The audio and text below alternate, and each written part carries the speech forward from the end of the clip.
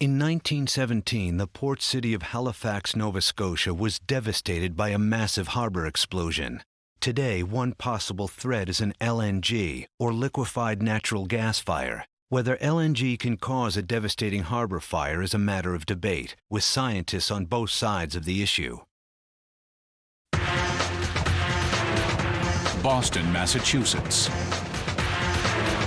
This historical city boasts one of the busiest ports on the east coast of the United States. Each week, hundreds of shipping vessels enter the harbor, including tankers carrying liquid natural gas, a highly flammable substance. A fierce debate rages. Some believe that an LNG spill could ignite, creating an inferno. Very intense fire that's hot enough to set buildings on fire at a distance of a half a mile. Others disagree, arguing that an LNG fire would not create an inferno.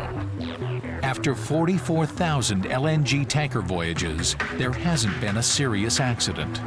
There has never been any accident involving any LNG release from any tanker anywhere in the world.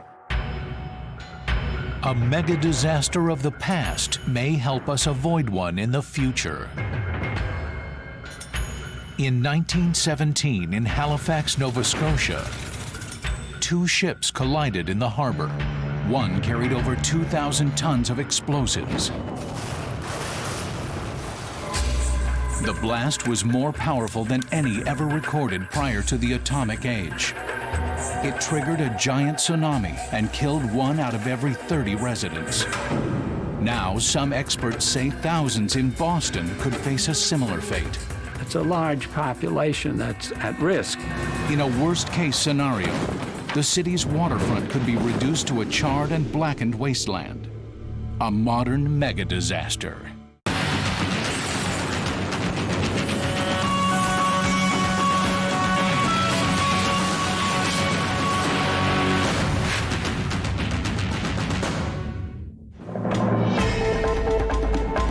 On a calm morning, a gigantic tanker enters Boston Harbor.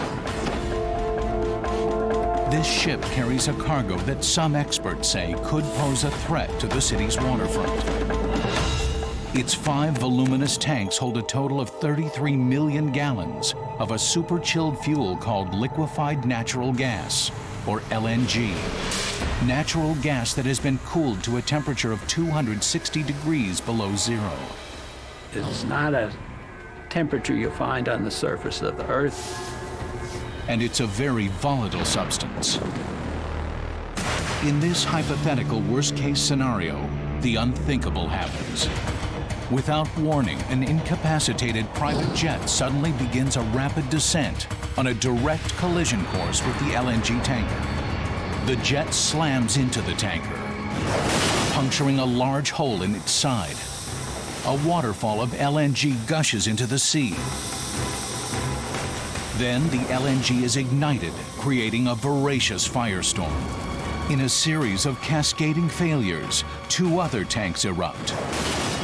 A raging pool fire nearly 1,000 feet in diameter spreads around the tanker. This hell on earth torches waterfront structures. Searing flames jump to Boston's historic North End, consuming relics from the American Revolution. It's a huge fire. You won't have any warning to get out of the way. You just can't evacuate people. The fire may reach temperatures over 2,000 degrees Fahrenheit. People can't survive that close to a fire that big. Firefighters are overwhelmed as the city's water supply is depleted. An area stretching for nearly 4 square miles is reduced to a pile of ash. It would be a highly unlikely but catastrophic event. I can tell you from the precautions that are taken, the safety culture in the industry, and the concerns of the public, this is probably the safest industry that we have at the moment. Still, some local officials, including the mayor of Boston, worry that an LNG tanker accident could result in a devastating fireball and possibly burn parts of Boston. There hasn't been a major accident involving LNG tankers in over 45 years, and no one can say for sure that this hypothetical scenario would ever happen. But the unthinkable has happened before, not with LNG, but with explosives. The year was 1917. World War I had raged for 3 years. On the docks of New York City, Americans were working round the clock to send munitions to the desperate Allied armies. The French alone called for 20 shiploads of ordnance per week. Among the ships that waited for her deadly cargo was an old iron-hulled steamer called the Mont Blanc. Workers took extraordinary precautions as they filled her belly with explosives. The men that were loading it wore felt over their boots so that there was no possibility of them causing a spark while the cargo was being loaded. By the time the crew was finished, the Mont Blanc carried perhaps the most unstable mix of explosives that era had yet produced. The lower holds were filled with 2,300 tons of picric acid, used to make bombs. Dry picric acid is an insanely volatile substance. It doesn't go off when you want it to go off, and it does go off when you don't want it to go off. 2 consignments of TNT were put into specially constructed magazines, stored in the number 2 and number 4 tween decks. Over 400 barrels of benzol were packed on the upper deck. Benzol is basically a fuel that would be used to make more bombs. The ship actually was just a bomb that needed a trigger. The Mont Blanc's captain was a 39-year-old Frenchman named Émile Lemedec. It was the first time that the captain, Lemedec, had been in charge of a large ship such as this. It was his first voyage on the ship. He didn't know the ship that well. Lemedec had orders to sail up the Atlantic coast to the Canadian port of Halifax, where he would join a slow-moving convoy heading for France. No one in this prosperous city suspected that havoc was about to tear apart their lives. Halifax was a bustling wartime port. It was the first and the last stop of soldiers making the cross-Atlantic voyage. The harbor's narrow mouth sheltered it from German U-boat attack. The ships that entered port followed a set of regulations called the Rules of the Road. The rules of the road cover the actions of ships in meeting situations. They are regulations for the prevention of collision at sea. At 7:30 in the morning on December 6, 1917, the Mont Blanc waited outside Halifax Harbor. A local harbor pilot boarded the Mont Blanc to guide her into port. The citizens of Halifax were just beginning their workday. The pilot directed the bomb-laden ship into the Narrows. These are the Narrows of the Halifax Harbor. You can see how close it is to the community over here. You imagine 2 large ships passing there. Suddenly, another ship emerged from the early morning fog, heading toward her. A Norwegian vessel called the Imo. The Mont Blanc would have the sun directly behind them. The glare that would be set up on the water was such that it would be difficult for the people on the Imo to actually determine which way the Mont Blanc was heading. The pilot was astonished to see the Imo advancing quickly in his ship's lane. He tugged at his whistle, giving 1 blast to indicate that he had the right-of-way. In a harbor such as Halifax, whoever blows their horn first would have the control of the navigation. The Imo kept advancing. You're supposed to stop. But the Imo has no cargo. That means that her propeller doesn't really grip the water very well. The Imo answered with 2 sharp blasts, indicating she was going to bear to the right, moving her even further into the Mont Blanc's waters. The pilot cut the Mont Blanc's engines. For a brief moment, the 2 ships were parallel, and it seemed as if disaster was to be averted. Then the Imo threw her engines into reverse. Her bow swung to the right, striking the explosives-laden Mont Blanc.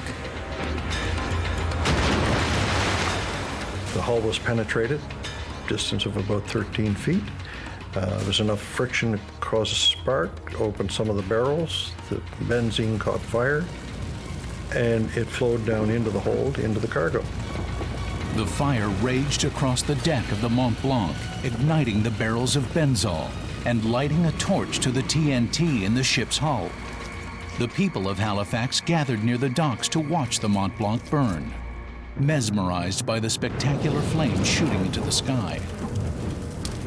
They heat up the benzol until it's boiling, and very quickly, barrels start popping into the air and flying into the sky and exploding in the air.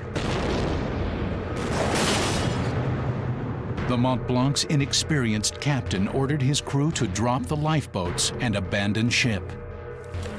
Pilotless and aflame, the Mont Blanc drifted through the harbor, a ticking time bomb.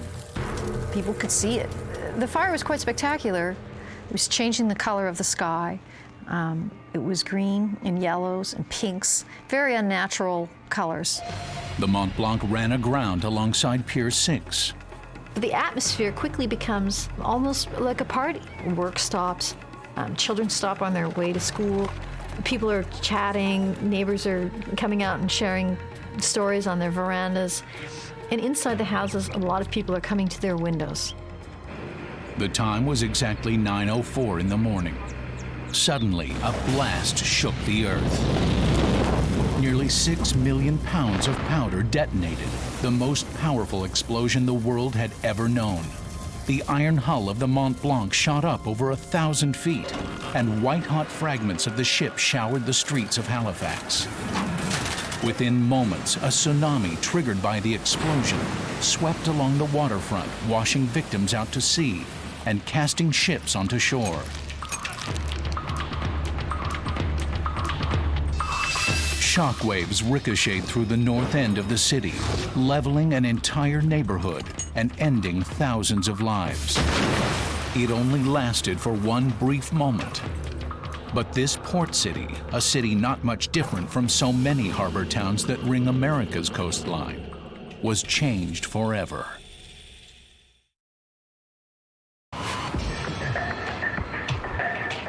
Every day in every American port, ships offload thousands of containers, some of which may contain weapons and hazardous chemicals.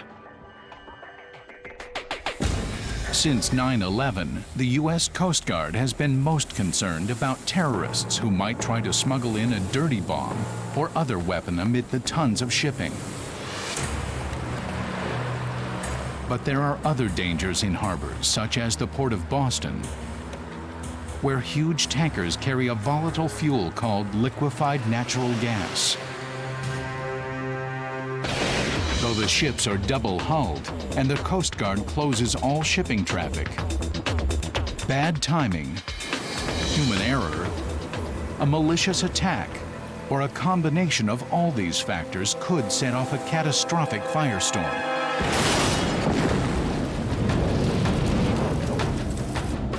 Echoing the Halifax disaster of 1917, when a munition ship collision caused a devastating blast that destroyed an entire neighborhood.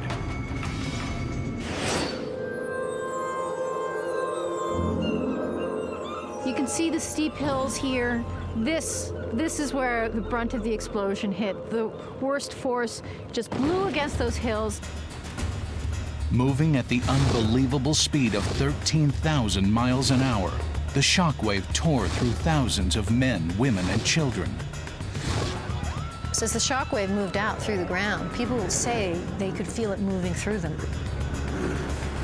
The blast blew through the narrow streets, toppling buildings and crashing through windows, doors, walls, and chimneys. As far as we can tell, the explosion starts in the front of the ship. It's in the first hold. Some of those containers of picric acid start to explode.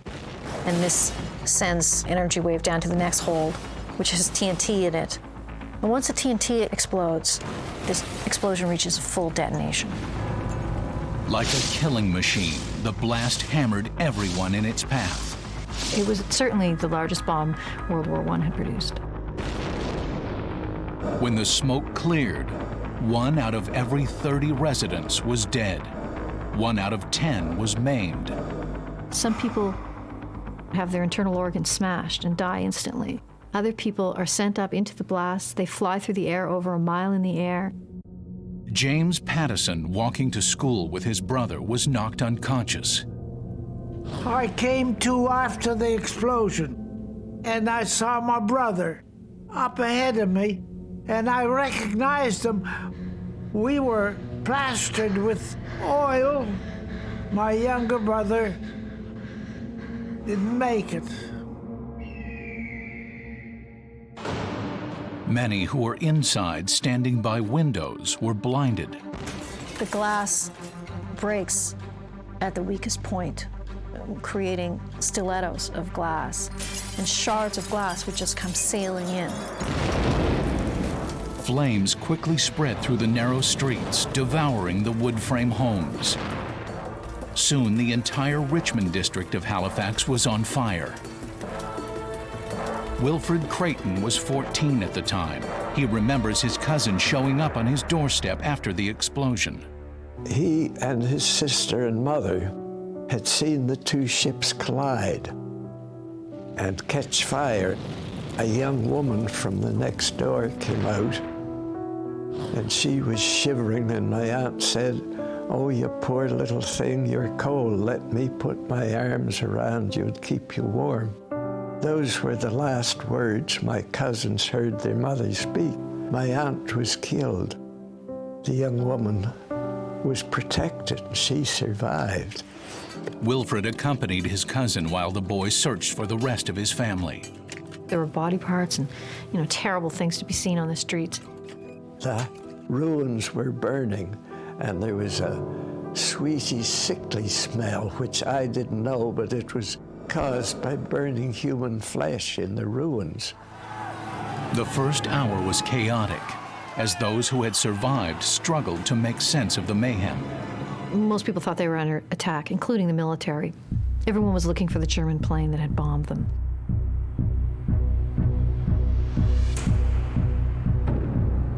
The basement of a local schoolhouse was converted into a temporary morgue for unidentified bodies.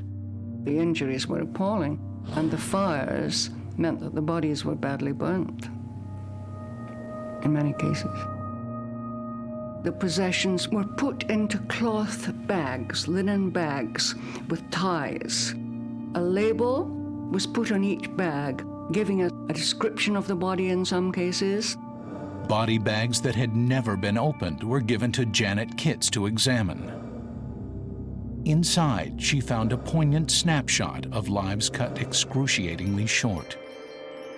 The first object I picked up was a child's notebook from Richmond School.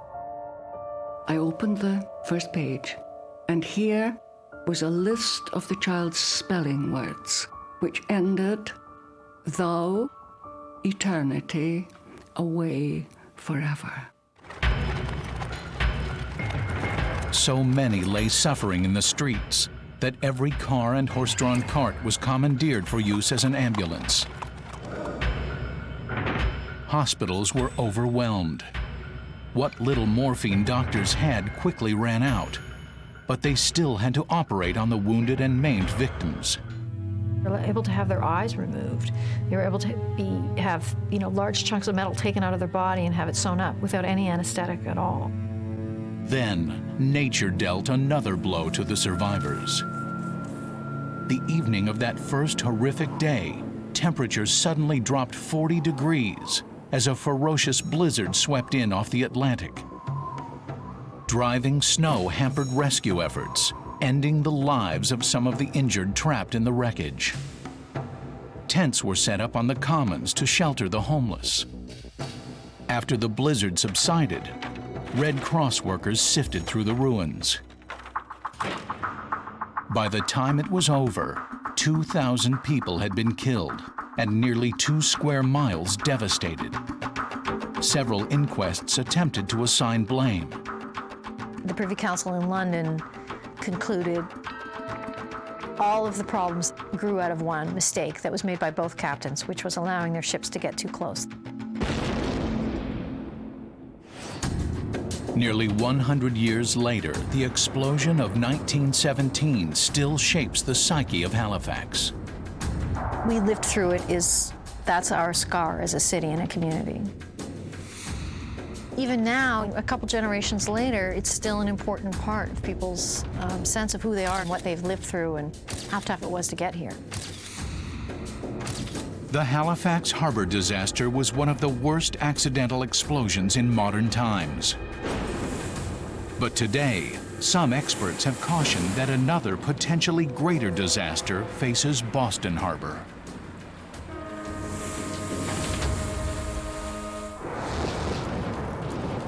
In 1942, while working on the Manhattan Project, Dr. Robert Oppenheimer studied the Halifax explosion to calculate the explosive power of the atomic bomb.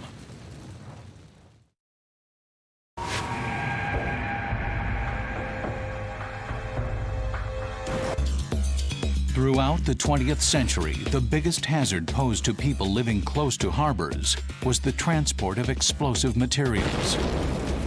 Modern warfare continued to require the manufacture and transport of ordnance, including TNT and nitroglycerin. That practice continued all the way through World War II and afterwards, in the order of thousands of tons on board a ship. The challenge was how to avoid the phenomenon known as cooking off. The old-style explosives blow up if they're heated enough. The military worked to design a new generation of insensitive munitions. The idea with insensitive munitions is that they can take heat for at least a longer period of time. That would give time for firefighters to cool them down.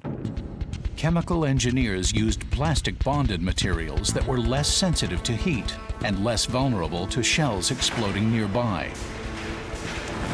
But accidents still happened. One of the worst occurred on July 17, 1944, during World War II, at Port Chicago, a Navy facility northeast of San Francisco. Working round the clock to supply battleships in the Pacific, crewmen packed the SS E.A. Bryan with over 4,600 tons of high explosives, incendiary bombs, and depth charges.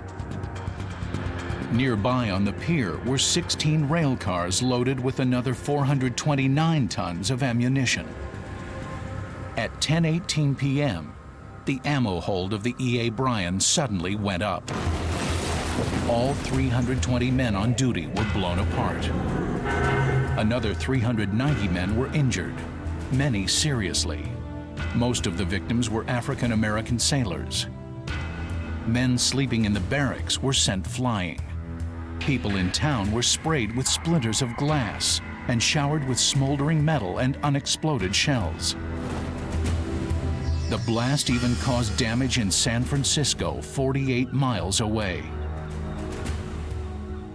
No cause for the explosion was ever officially determined.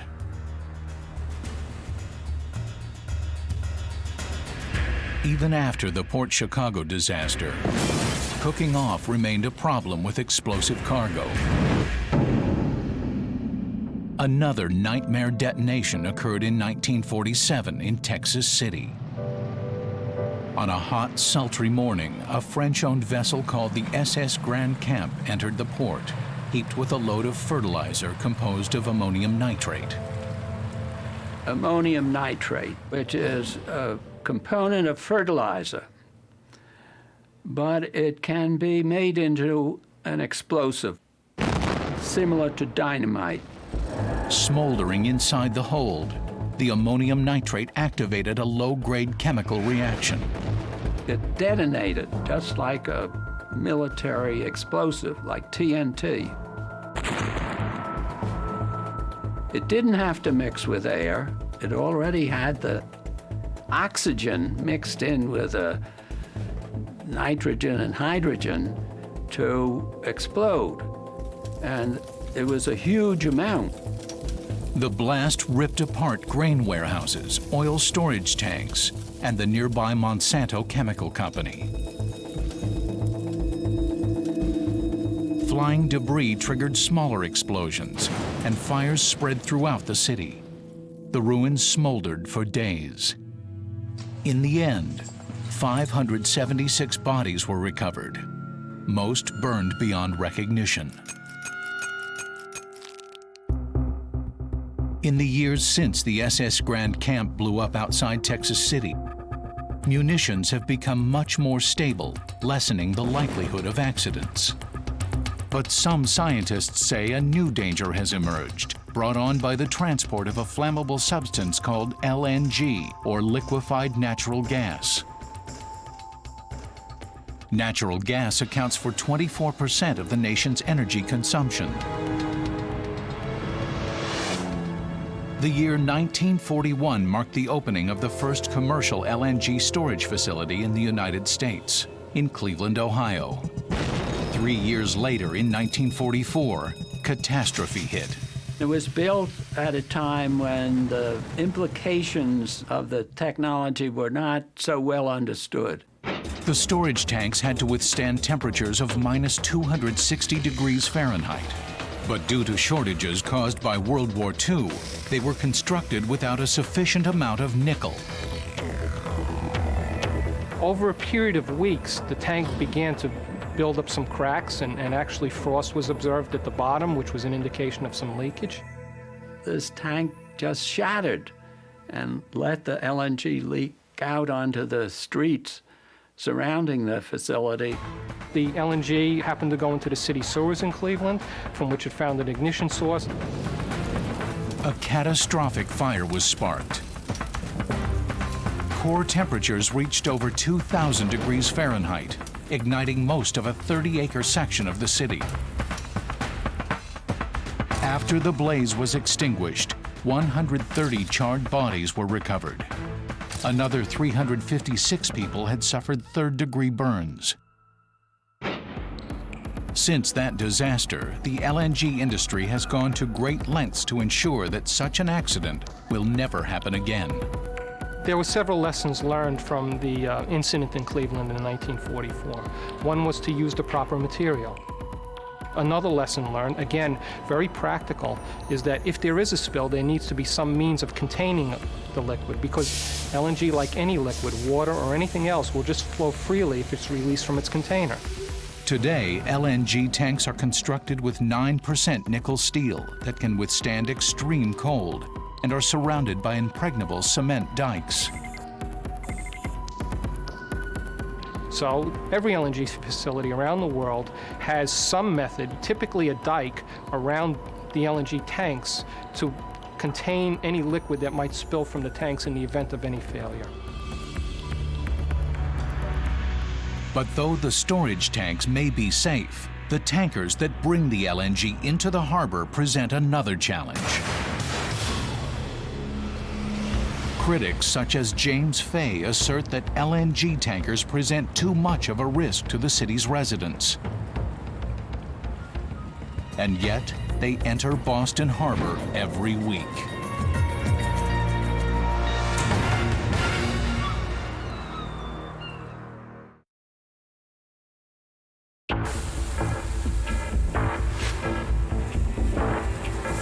Every day, behemoth tankers sail the oceans carrying liquefied natural gas to destinations around the world. They are a vital link in the delivery system of one of the nation's most important sources of energy. But with the fuel comes risk. A report prepared for the state of Rhode Island warns that an LNG tanker spill in an American port could dwarf past harbor disasters. There are currently 5 LNG import terminals in the United States. And the one in Everett, Massachusetts is the only one that requires tankers to pass close to a major population center. Its proximity to Boston alarms some critics. The importation of LNG worldwide began back in the 1950s.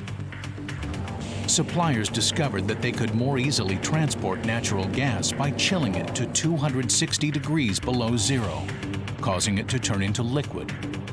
When we liquefy natural gas, it shrinks in volume by a factor of about 600, making it economically feasible to transport it long distances. One tanker full of LNG supplies enough energy to light the city of Boston for a week. So necessary is a steady supply of natural gas that tankers carry the fuel into Boston's harbor every 7 to 8 days.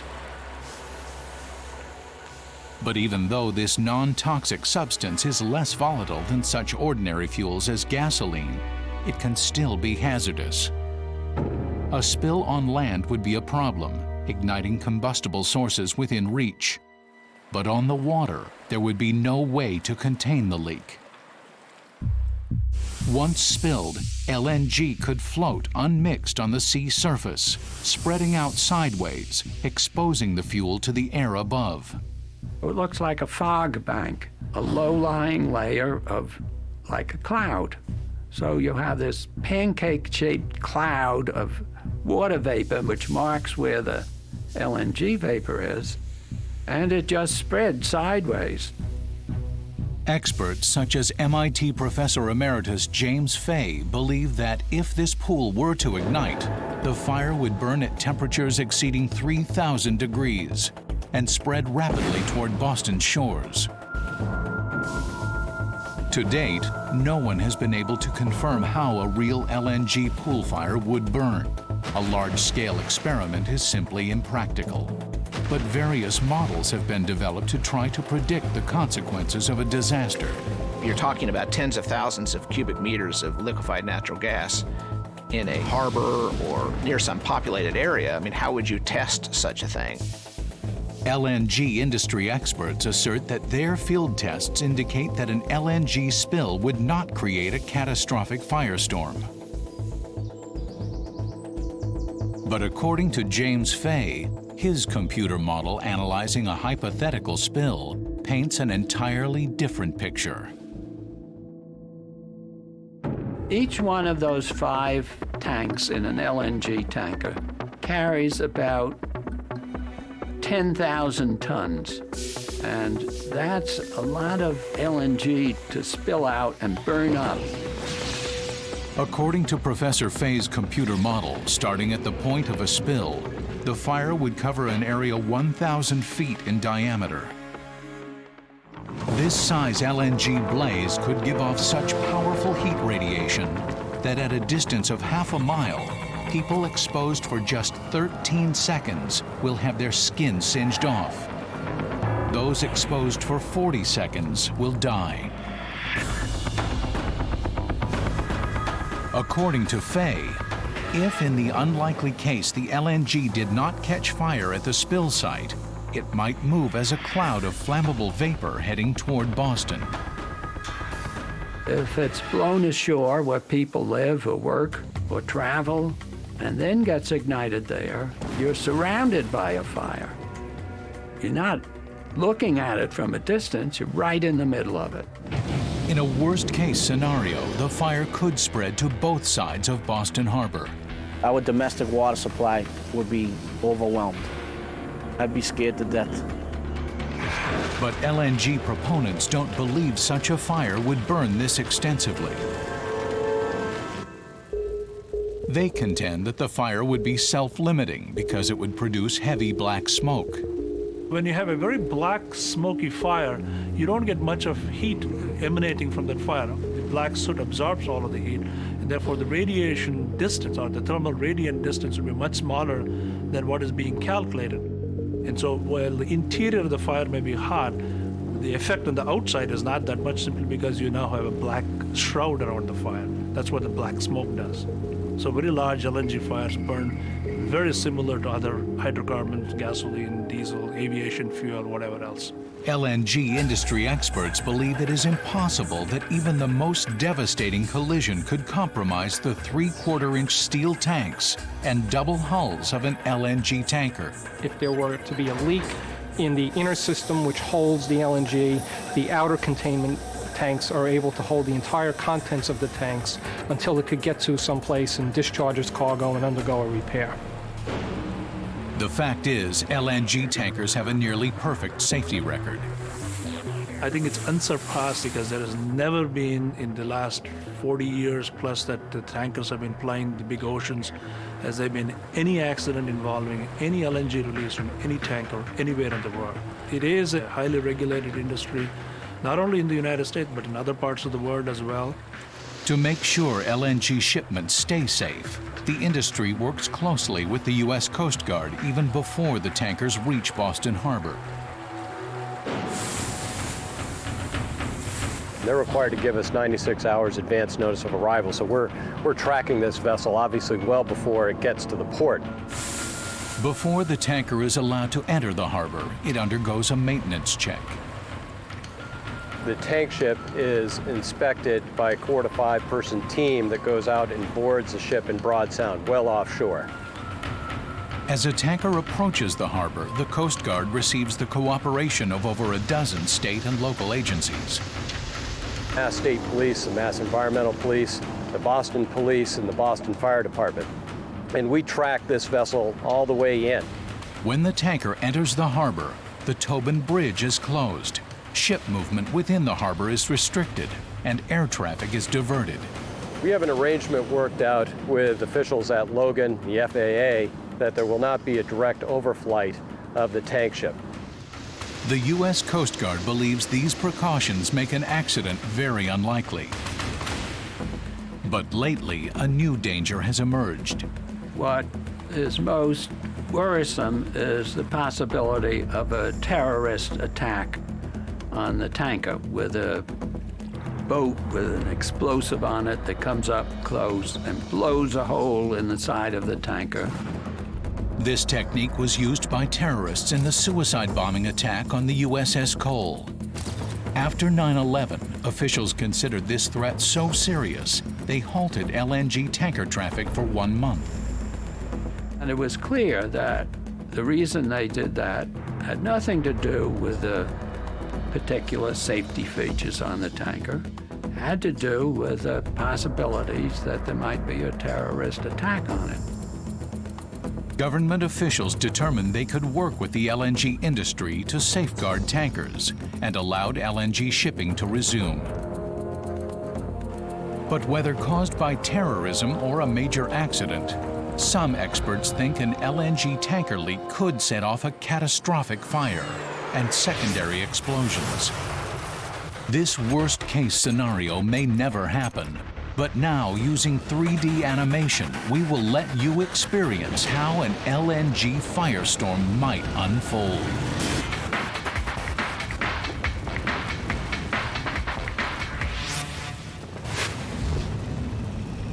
In 1974, a tanker transporting liquefied propane gas collided with another large ship in Tokyo Bay. Despite the large gash on the side of the tanker, no LPG was released into the water, and there was no explosion or fire. It hasn't ever happened, but many critics believe that under the right set of circumstances, Boston Harbor could be the scene of a horrific conflagration. An accident so catastrophic that it could dwarf any previous harbor disaster. If the worst were to happen, it might begin like this. One morning, a mammoth LNG tanker enters Boston's inner harbor. The tanker is carrying over 33 million gallons of liquid natural gas. The Coast Guard has halted all other traffic in the harbor. Coast Guard Command monitors the operation. But the threat today will come from the sky, not the water. Although air traffic has been suspended, a private corporate jet flying out of Nantucket loses one of its engines and begins an emergency landing approach to Logan Airport. The plane suddenly loses altitude and flies headlong toward the tanker, full of LNG. The LNG is always boiling when it's in that tank. It's always turning into vapor. You don't want to mix air with it because it could be ignited. Slamming into the tanker, the jet punctures the outer and inner hull, opening up a gaping hole. And that is a very large fire. This would be a tremendous amount of energy released in a short period of time. The rapacious fire compromises the metal structure and insulation that surround a second tank. Then, in a worst-case scenario, the fire could heat the second tank until it ignites. A pool of LNG as long as a city block is engulfed in flame. A third tank fractures, and another 10,000 tons of LNG gush into the harbor, adding more fuel to the fire. Sirens shriek, but firefighting boats can't get close. It's going to set things on fire for easily half a mile away.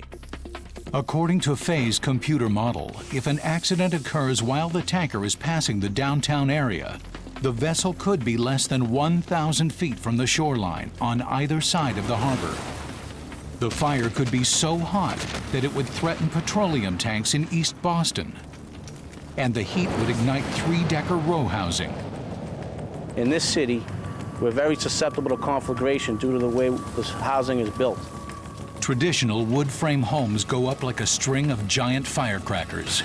Meanwhile, heat could emanate from the pool fire and radiate to Boston's North End on the opposite shore.